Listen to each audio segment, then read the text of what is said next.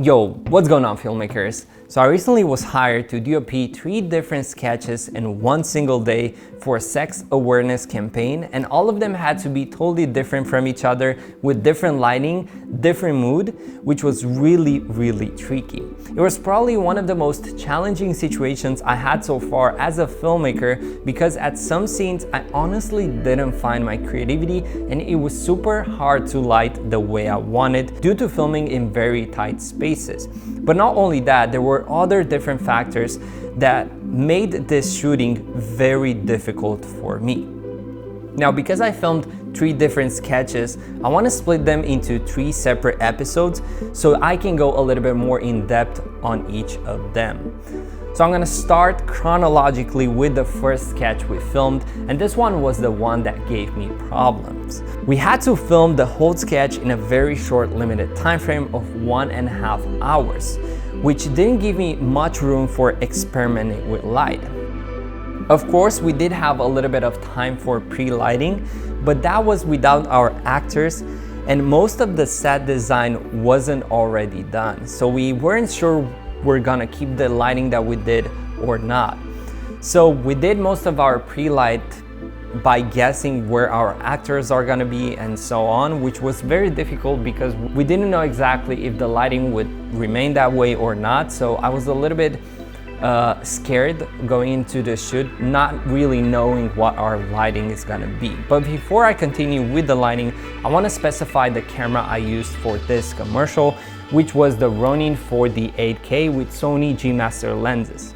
The reason I went for this camera was because this campaign had to be used for vertical use as well, and I thought if I would film in 8K with this beast, I would keep the quality when cropping down to vertical. And it's not the only reason I picked this camera. I also like the way it films and how it performs and how the image looks and so on. But I really think this Ronin 4D camera is more suitable for film and sketches, the thing that we shot.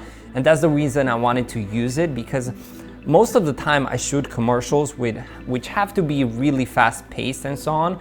But this time I wanted to use this camera and see exactly how it performs in a more, let's say, film-like environment shooting. And to be honest, I was really impressed with it, but there were a few things that I didn't like, which were the fact that the LiDAR system didn't perform as good as I wanted. Of course, I didn't use the LiDAR system with the autofocus motor because I have the Sony G Master and you don't have to attach the autofocus motor and so on. So basically, when you attach the Sony G Master lenses on this camera, you can have auto calibration and it will auto calibrate because it recognizes the lens.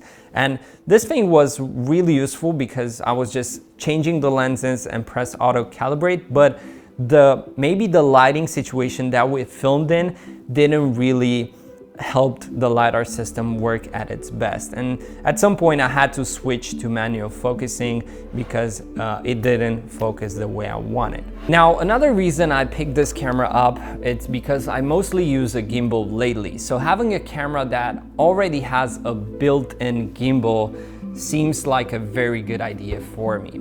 And it also has a handheld mode, which I discovered accidentally. You have to double tap here on the grip and it's a little bit hidden, you don't really notice it, but you double tap here and it goes into sport mode. And when it's in sport mode, it works really similar to a handheld camera. You do have to put the camera in FPV mode so you have the roll axis working as well, and it feels more like a handheld camera. And to be honest, I used it as a handheld camera quite a lot in this sketches that I filmed, and I really liked it, how it performed. I also filmed in the 8K high dynamic range mode, and I didn't notice to have a slow rolling shutter or other things like that. I think the image looked pretty good. The only issue was the autofocus. So overall, I was really happy with how this camera performed on our shoot. Now, I want to start from the beginning. So when we got there, the first thing that we did is get our lights and gear ready. We did that in about an hour, time where we tested the gear to see if everything works properly, so we have everything ready for the shoot. Then I showed the Ronin 4D to our director. It was his first time ever seeing this camera, so he was quite impressed. Then we started our lighting procedure, which took about an hour, and because we filmed in such a tight space, we had so many difficulties lighting the way I wanted. So we did a ton of testing to get to where I liked how the image looks, but whenever you work in tight spaces, it requires to use smaller lighting gear. So I played a lot with the Nanlite Pavo tubes. Then I pulled out some bigger lights to maybe create a moonlight effect because our scene takes place at night. And using the projector, I was able to cast some interesting shadows on the cabin wall. But unfortunately, it seemed that everything that I was doing in terms of lighting, it didn't make me say, yes, the image looks good, I want to keep this lighting going on. It seemed like I was doing trial and error, and nothing seemed to work. And I'm really curious if something like this ever happened to you, to go on a shoot and you couldn't find your inspiration and you couldn't really know what to do, and everything that you were doing seemed like it didn't work. And that's exactly what happened to me. Like, I felt like I'm not inspired. Maybe it was because of the place that we were filming and so on, but usually when I go to a place, I get instant inspiration and everything works smooth. But I didn't give up and I kept on trying. And in the meantime, our director was doing the blocking with the actors while I was trying to figure out how the hell I should light this freaking cabin. Eventually we figured it out and we started shooting, and the main issue was that the cabin being so small and having like an orange color, it was very reflective. And my problem was that I couldn't create depth because of every source of light was spilling everywhere, and I had to turn down my light intensity to almost minimum to avoid the light spill. But even so, I didn't get the results that I wanted, but the image looked more decent now. Not for long, to be honest, because we had to change our shoot 180 degrees and we had to repeat the same process of lighting again.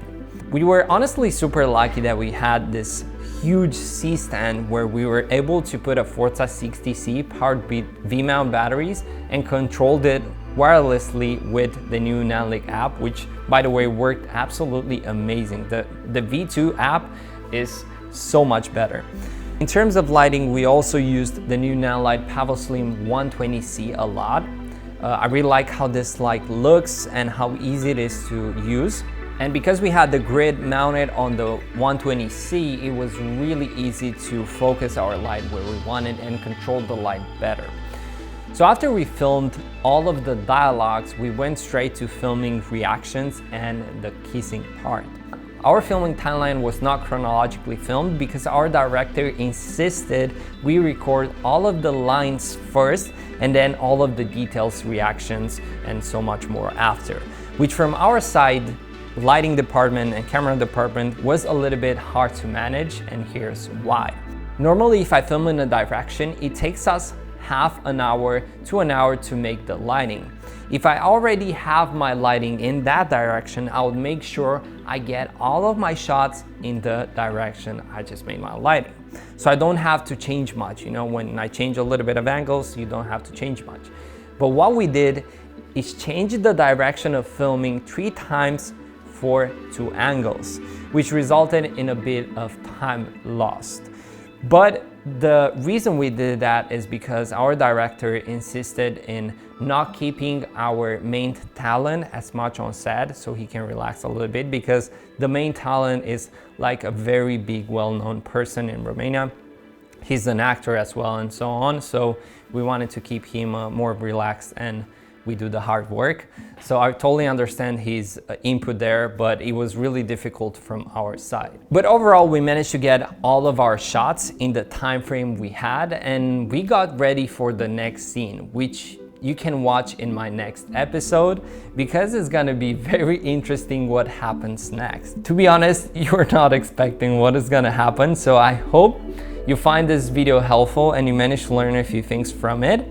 And make sure you hit that subscribe button so you can be here when I publish the next video, because it's gonna be very interesting and the story, it gets even crazier.